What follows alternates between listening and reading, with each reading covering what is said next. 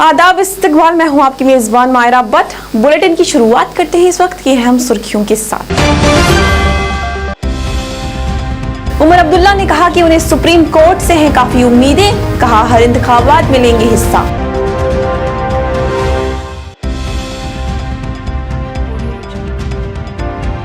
PDP सदर महबूबा मुफ्ती की जानिब से प्रेस कॉन्फ्रेंस का इनेकाद, कई मुद्दों को किया उजागर।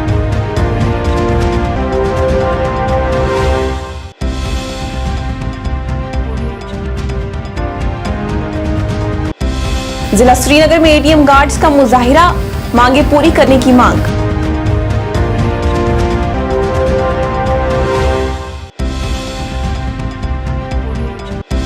और जिला श्रीनगर में तिरंगा रैली का इनेकाद, चीफ सेक्रेटरी अरुण कुमार मेहता ने झंडी दिखाकर किया रवाना।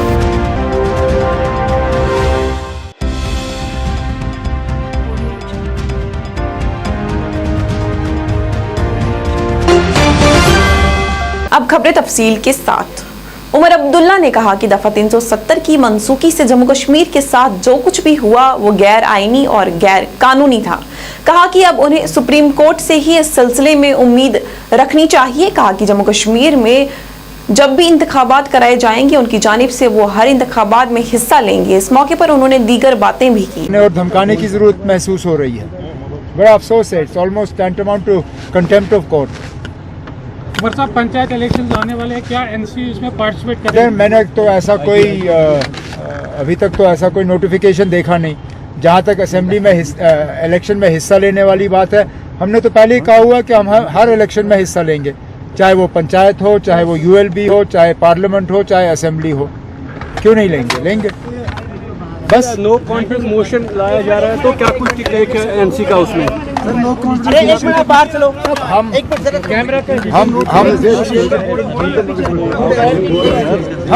हम इंडिया अलायंस के मेंबर हैं। मरोड़ के खासकर कश्मीर के लोगों के सामने पेश किया गया और इसमें यहाँ तक कि मैं कहूँ कि बीजेपी वालों ने भी कोई कसर बाकी नहीं रखी। उनकी भी मुकम्मल कोशिश रही कि शेर कश्मीर की कंट्रीब्यूशन को वो गलत तरीके से जो है प्रेजेंट करें। अच्छी बात है कि honourable chief justice of India ने सुप्रीम कोर्ट में बेंच पे बैठ के पीडीपी सदर महबूबा मुफ्ती की जानिब से प्रेस कॉन्फ्रेंस का इनेकाद किया गया। इस मौके पर मुफ्ती का कहना था कि उन्होंने सुप्रीम कोर्ट में हुई दफा 370 की सुनवाई को सुना, जिससे उन्हें काफी खुशी हुई। मुफ्ती ने कहा कि जम्मू कश्मीर के साथ सिर्फ धोखाधड़ी की गई है। कई मुद्दों को उजागर करते हुए उन्होंने सरकार पर निशाना साधा। इन मुद्दों पे मैंने ये मुद्दे उठाए हैं, मगर फर्क ये है कि जब आज सुप्रीम कोर्ट में ये बातें हो रही हैं, खुल के हो रही हैं, तो सुप्रीम कोर्ट को खुशकिस्मती है कि वहां कोई रुकावट नहीं है। मगर हमारे लोगों को या तो थानों में बंद किया जाता है, या नजरबंद किया जाता है, या हाउस अरेस्ट किया जाता है। इन्हीं बातों पे जो आज सुप्रीम कोर्ट में बातें हो रही हैं कि जो फैसला उस वक्त किया गया पार्लियामेंट में, उसमें हमारा जो आईन है उसकी धज्जियां उड़ाई गई, ये आईन के खिलाफ है। सुप्रीम कोर्ट ने खुद ये सुन रहा है, इसको सुनवाई हो रही है कि पार्लियामेंट के पास ताकत नहीं है 370 को खत्म करने की, जब तक कि जम्मू कश्मीर की कॉन्स्टिट्यूएंट असेंबली उसको रिकमेंड ना करे प्रेसिडेंट ऑफ इंडिया को इसको खत्म कर दो। कॉन्स्टिट्यूएंट असेंबली नहीं है। कॉन्स्टिट्यूएंट असेंबली यहाँ सत्यपाल मलिक को बनाया गया, काउंसिल ऑफ मिनिस्टर्स उसके एडवाइजर्स को बनाया गया। इससे बड़ा फ्रॉड क्या हो सकता है? इससे बड़ा धोखा क्या हो सकता है कॉन्स्टिट्यूशन के साथ? इससे बड़े ये जो पार्लियामेंट है उसकी बेइज्जती क्या हो सकती है कि आप अपनी ब्रूट मेजॉरिटी को, पार्लियामेंट को डेसिक्रेट, उसको जो है नाजायज फैसले करने के लिए इस्तेमाल करते हो। तो मुझे खुशी है कि आज बहुत खुल के बहस हो रही है सुप्रीम कोर्ट में, और वहाँ जो है बड़ी अच्छी तरह से जितने भी वकील हैं, कपिल सिब्बल साहब, आप दूसरे वकील भी आएंगे, हमारे वकील भी आएंगे, तो इस पे बात खुल के हो रही है कि जो 370 है इसको दुनिया की कोई ताकत खत्म नहीं कर सकती, बशमूल पार्लियामेंट भी चाहे आपके पास 500 मेंबर क्यों ना हो, तब जब तक जम्मू कश्मीर की कॉन्स्टिट्यूएंट असेंबली इसको रिकमेंड नहीं करती, ये बात साफ होगी। जिला श्रीनगर में एटीएम गार्ड्स की जानिब से एहतजाजी मुजाहिरा किया गया। मुजाहिरीन ने नारे लगाकर अपनी नाराजगी का इजहार किया। मुजाहिरीन का कहना था कि तकरीबन 300 से जायद एटीएम गार्ड्स को खिदमात से बरतरफ किया जा रहा है, जो कि उनके साथ नाइंसाफी की जा रही है। कहा कि इससे उनकी रोजी रोटी भी मुतासिर हो सकती है। इस मौके पर आम आदमी पार्टी के लीडरान ने भी मुजाहिरे में शमूलियत इख्तियार की और सरकार से इनकी परेशानी के हल की मांग की। आप ये भी देखिए, आज से 4-5 साल पहले, 3 साल पहले जब यहाँ के हालात ख़राब होते थे, बहुत बार यहाँ पे एटीएम्स को लूटा गया है। उस वक्त एटीएम गार्ड्स की जो ज़िंदगी है वो रिस्क पे, उन्होंने अपने आप को दाव पे लगा के उन एटीएम्स की हिफाजत की। आज जब थोड़ा सा हालात ठीक हो गए तो आप कहते हैं कि इनको निकालना है डिपार्टमेंट से। एक तो हमारी डिमांड ये है कि इनके साथ कोई इस्तेसाल ना हो और इनको इनके एटीएम पे कंटिन्यू कराए इनकी जो सर्विसेज हैं। दूसरा, जो लेबर राइट्स हैं, इनको इनके जो हकूक हैं वो as per the labour rights मिलने चाहिए। बस यही कहना है। एक बार फिर से एलजी सरकार से गुजारिश करते हैं कि एटीएम गार्ड्स का ख्याल किया जाए। जानते हैं, अगर उनको ये लोन दे सकते, ये तो हमारे अपने लोग हैं। जेके बैंक तो हमारा अपना है, ये लोग तो हमारे अपने हैं, तो इनके साथ इंसाफ क्यों नहीं?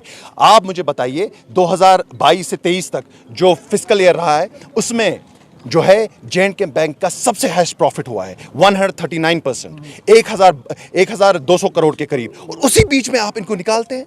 तो ये बताइए मुझे, ये कहाँ का इंसाफ है? हम इतना चाहते हैं कि जो यहाँ पे लोग हैं, जो जे&के बैंक की एडमिनिस्ट्रेशन है, जो लेबर डिपार्टमेंट है, और भी जो एडमिनिस्ट्रेटिव सर्विस एडमिनिस्ट्रेशन में बैठे हैं, ताकतवर कुर्सियों पे लोग बैठे हैं, हमारी उनसे ये गुजारिश है कि इनका ख्याल करें। और सबसे अहम बात जो है, जो according to labour law, according to ministry of home affairs, according to ministry of labour and employment, उसके अकॉर्डिंग जो ये अनआर्म्ड गार्ड्स है, अनआर्म्ड, जिनके पास गन नहीं है, बंदूक नहीं है, वो स्किल्ड लेबर में आते हैं, और जिनके पास बंदूक है वो आते हैं हाईली स्किल्ड लेबर में। और according to our labour law, minimum wage act, इनकी सैलरी होनी चाहिए थी 10,000 से 12,000 के बीच में, जबकि इनकी रिसेंटली 8,000 सैलरी हुई है। अगर हम सेंट्रल गवर्नमेंट की बात करें तो वहां पे जो है इनकी सैलरीज अराउंड है, इनमें सिटीज है, ए सिटी, बी सिटी कैटेगरीज है, सी सिटी, जो ए लिस्ट में सिटीज आती है उनकी अराउंड 650 है। तो आप देखिए इतना भेदभाव इसमें है। तो हम चाहते हैं कि इनके साथ इंसाफ हो, इनके बच्चों के साथ इंसाफ हो, और इनकी माँ बहनों के साथ इंसाफ। जिला श्रीनगर में आजादी के अमृत महोत्सव के तहत तिरंगा रैली निकाली गई, जिसे चीफ सेक्रेटरी अरुण कुमार मेहता ने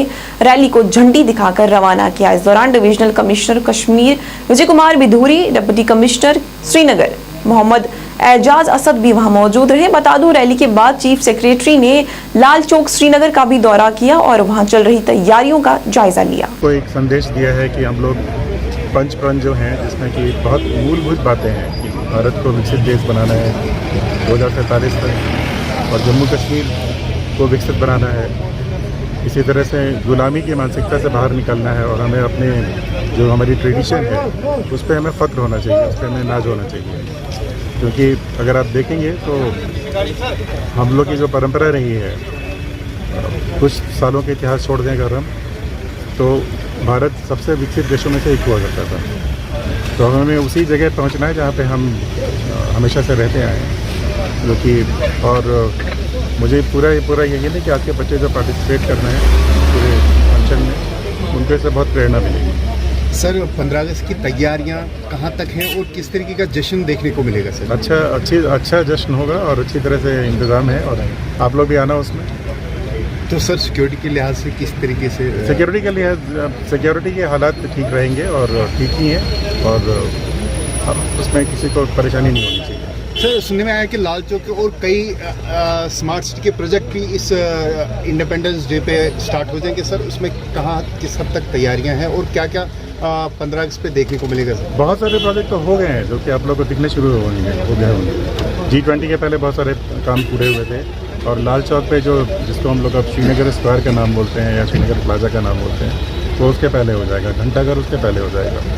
इसी तरह से जो डल के किनारे जो आपने देखा होगा साइकिल पार्क और ट्रैक जो है वो तैयार होगा बहुत हद तक। अभी तो श्रीनगर में जिधर भी जाओगे आपको डेवलपमेंट नज़र आता है, तो पूछने को क्या रह गया। अब आप लोग इसको एंजॉय करिए। श्रीनगर देश के सबसे खूबसूरत शहरों में से एक बनेगा। Thank you sir. आजादी के अमृत महोत्सव के तहत मेरी माटी मेरा देश मुहिम को जगह जगह चलाया जा रहा है। इस सिलसिले में आज सुंबल बांडीपुरा में म्युनिसिपल कमेटी सुंबल की तरफ से तिरंगा रैली का इनेकाद किया गया। इस मौके पर काफी तादाद में लोग शामिल हुए और तिरंगा लहराते हुए नजर आए।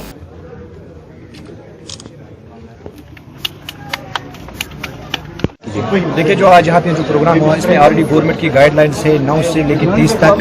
तो जो प्रोग्राम जिस प्रोग्राम के तहत हम कर रहे हैं मेरी मिट्टी मेरा देश, तो आज जहाँ पे हम आए, जहाँ कोई भी फौजी चाहे पुलिस वाला शहीद हो, उनकी जो ये बनाई थी हमने समाधि यहाँ पे बनाई है और हमने आज इनको यहाँ के फूलों की माला डाली है और ये प्रोग्राम कंटिन्यू 30 तक यहाँ जारी रहेगा, जिसके अंडर जो प्रोग्राम है मेरी मिट्टी मेरा देश। और उसी के तहत आज जो हमने सुंबल टाउन से होके डिग्री कॉलेज तक हमने एक रैली निकाली जिसमें स्कूल बच्चे पार्टिसिपेट कर रहे हैं, सिविल लोग पार्टिसिपेट कर रहे हैं और इलेक्टेड बॉडी और इसके साथ साथ गवर्नमेंट एम्प्लॉय भी इसमें पार्टिसिपेट कर रहे हैं। तो बहुत ही अच्छा ये प्रोग्राम जो गवर्नमेंट ने इनिशिएटिव लिया, बहुत ही अच्छा इनिशिएटिव लिया कि तकरीबन 30 तारीख से 9 से लेकर 30 तारीख ये प्रोग्राम कंटिन्यू है। और जो शहीद हुए उनके जो यहाँ पे ये बनाए गए हैं आज संविधान जो बनाए यहाँ पे, तो हमने उनको आज यहाँ पे फूलों की माला डाले हैं और बहुत ही अच्छा प्रोग्राम रहा है। जो समाधि यहाँ पे बनी है बहुत ही अच्छा प्रोग्राम रहा है यहाँ पे रहा है, जिसमें बहुत सारे बच्चों ने भी पार्टिसिपेट किया है और ओला जो हमारे एम्प्लॉय उन्होंने भी अच्छा पार्टिसिपेट किया। विकार रसूल ने मीडिया से खिताब के दौरान कहा कि आने वाले वक्त में कांग्रेस पार्टी में कई लोग अपनी शमूलियत इख्तियार करेंगे।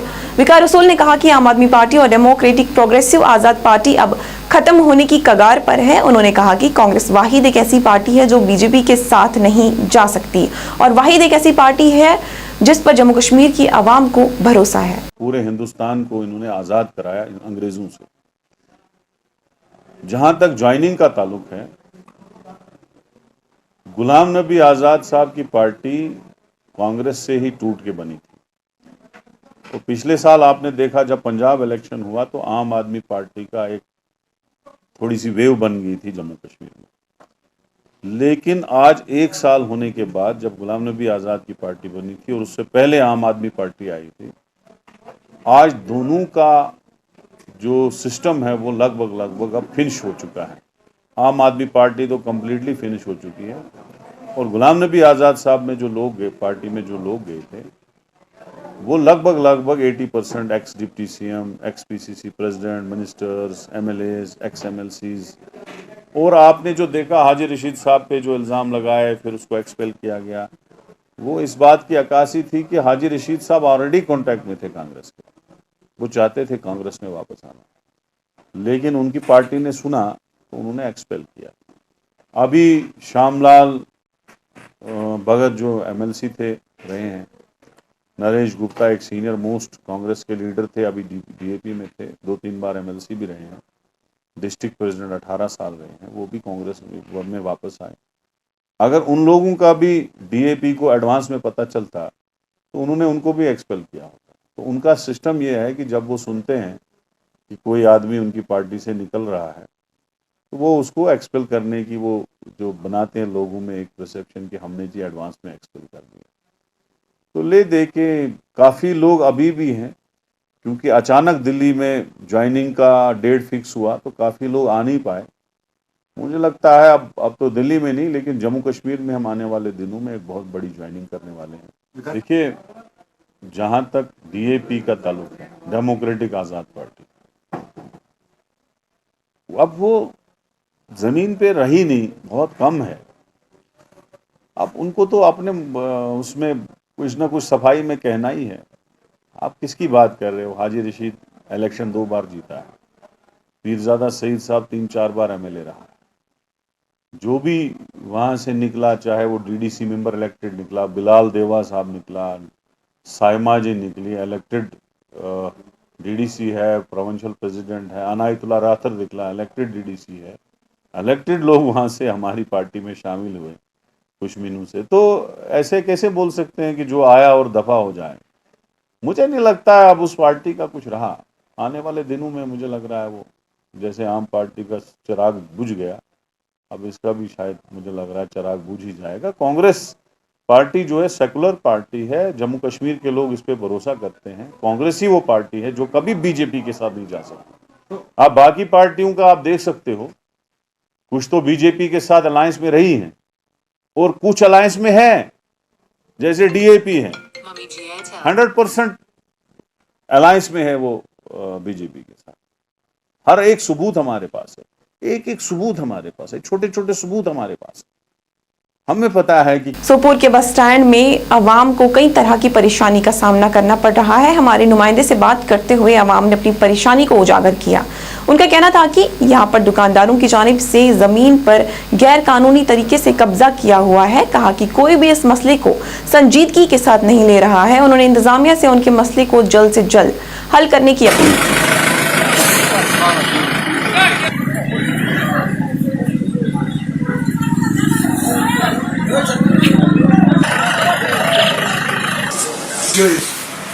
मैं त्रिपाल वो फुट नबर गाड़ और दुकानदार होटल वोल हमल गाड़ी वाले दपा गाड़ कुछ लगान बहुत ग्रेजुएट मुनीब प्रेसिडेंट ोट डेर सो सुबह आज और ोट यूता डेर थोमुत तुलन वोल कह वो खुदा रहा लग कत मुसीबत दुकानदारों लोग न्याय होटल वालों लोग न्याय त्रिपाल वो फुट नबर बे वन गाड़ी वाले सुकून लागत अगर ना जाय अड़ थो कुछ जाए बे कुछ जाए तील थोमुत ये तील क्राच सोरे क्राच कर बिल्डिंग खराब रात अकिस सेक्रेटरी साहब सर्जरी आई हटिस बारामूला बे बिचार 3 दिन तह गो तील बस युथ तील खराब गोटे बनान पूरी पत बनान छोल पत कॉकर पत सीनिस। श्रीनगर म्युनिसिपल कॉरपोरेशन की जानिब से मेरी माटी मेरा देश मुहिम का आगाज किया गया। इस मुहिम का मकसद शहीद जवानों को याद करके उन्हें खराज अकीदत पेश करना है जिन्होंने मुल्क के लिए अपनी जानें कुर्बान की है। इस मौके पर बताया गया कि ये मुहिम पूरे महीने ही चलती रहेगी और इस सिलसिले में आवाम को भी बेदार किया जाएगा।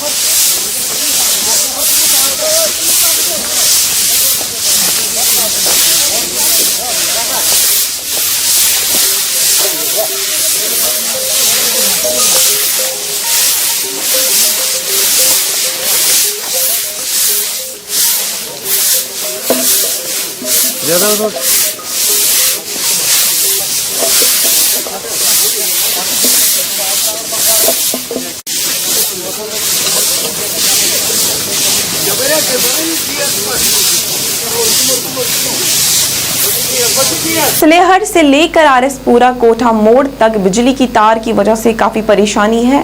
हमारे नुमाइंदे से बात करते हुए अवाम ने अपने मसाइल को उजागर किया। उनका कहना था कि महकमा की जानिब से सिर्फ लापरवाही ही बरती जा रही है। उन्होंने कहा कि इस वजह से कोई भी नाखुशगवार वाक़ा पेश आ सकता है। उन्होंने अपील करते हुए कहा है कि उनकी इस परेशानी को जल्द से जल्द हल किया जाए।